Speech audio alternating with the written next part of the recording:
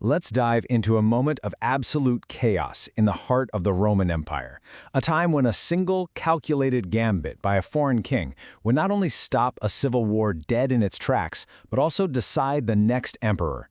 This is a masterclass in diplomacy, played for the highest stakes you can possibly imagine. So, picture this. It's Rome, 41 AD. The Emperor Callius, you probably know him better as Caligula, has just been assassinated. The throne is empty, the city is in an uproar, and the world's greatest superpower is about to just tear itself apart. And right smack in the middle of it all is one man, an outsider, who somehow finds himself holding all the cards. The question is, how's he going to play them? So first, let's really set the stage and look at just how dire this situation actually was. I mean, with the emperor gone, this massive power vacuum just opens right up, and Rome was teetering on a knife's edge. Yeah, the assassination didn't bring order, it unleashed total anarchy. The city's power structures immediately fractured, and you've got two major factions squaring off, each with a completely different idea for the future of Rome, and neither of them was willing to back down. And here are the players in this deadly standoff. On one side, you have the Senate, the traditional heart of Roman power. They want to go back to the old republic, or at the very least, they want to be the ones who choose the next emperor. Then you have the army, specifically the Praetorian Guard, and their plan is much simpler. Just install their own guy. And that guy? Claudius, an overlooked royal who the soldiers literally just found and declared emperor. You've got a three-way constitutional crisis with swords. So, with the Senate and this new army-backed emperor on a collision course, a totally unexpected player enters the game. This is our kingmaker. Meet Herod Agrippa I. He's the king of Judea. And as luck would have it, he just happens to be visiting Rome when everything goes down. Now, his position was completely unique. He was close friends with Caligula, the guy who just got killed. He was also close friends with the new candidate, Claudius. And on top of all that, he actually had the respect of the Senate. Think about that. He was the only person in the entire city who could talk to everyone. So, of course, both sides immediately send for him. The Senate wants his advice, Claudius wants his help. Agrippa takes a hard look at the situation and makes a cold, calculated decision. He realizes that Claudius, well, he was already basically Caesar. Why? Because he had the army. It was that simple. So Agrippa sides with the faction he believes is going to win.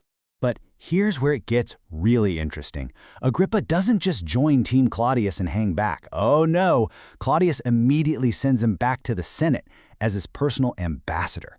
He becomes the one and only mediator in a negotiation where a single wrong word could ignite a civil war. So Agrippa goes and delivers Claudius's opening message. And just listen to the language here. Claudius is trying to sound reluctant, reasonable. He claims he was just hurried away by the soldiers. He promises to be a good prince, not some kind of tyrant. He's offering an olive branch, trying to bring the temperature down. And the Senate? Yeah, they are having none of it. Their response, which Agrippa has to carry right back, is just pure Roman pride. They see Claudius as imposing voluntary slavery, and they're convinced that their wisdom and their own soldiers are going to win the day.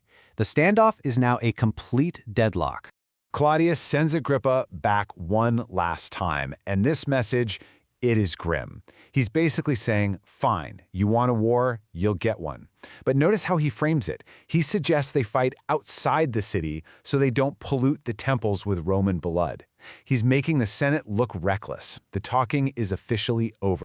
And then, just when it looks like the swords are about to come out, the entire thing collapses for the Senate.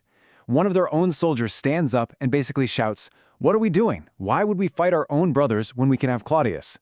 And with that, he just marches out, and the whole senatorial army follows him. Just like that, the Senate is left completely defenseless. But the danger isn't over yet. As the terrified senators walk over to Claudius's camp to surrender, the soldiers, they're whipped into a frenzy and they draw their swords ready to massacre them all.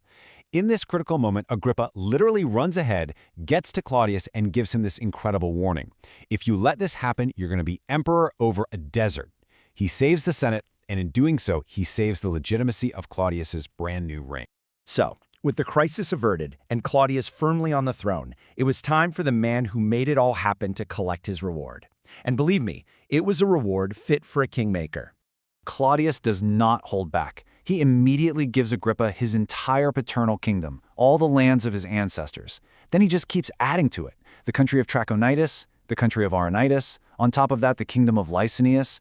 He even gives a kingdom to Agrippa's brother, Herod. Agrippa's diplomatic gamble paid off in the biggest way possible. So Agrippa returns to Judea, a powerful, incredibly wealthy king.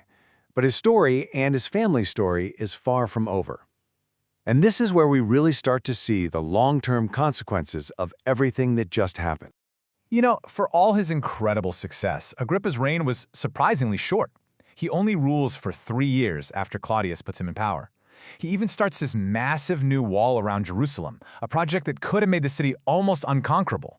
But then, in 44 AD, he just dies, suddenly, leaving his work and his kingdom totally unfinished.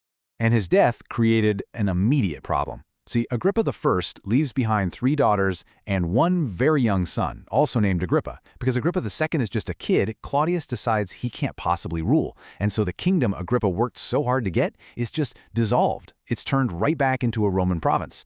And you can see the family ties here were complicated too. His brother Herod was actually married to his own daughter, Bernice. It's a tangled web for sure, and one that's about to be caught in a terrible storm. Which really brings us to a final thought. Agrippa played the game of Roman politics perfectly, flawlessly. He won everything a king could possibly want: power, wealth, a massive kingdom. But his early death meant his dynasty couldn't secure that prize. His children didn't inherit a stable kingdom, they inherited a Roman province that was simmering with resentment, right on the verge of the great revolt that would ultimately destroy Jerusalem. So you have to ask yourself, was his incredible victory in Rome truly a victory in the end?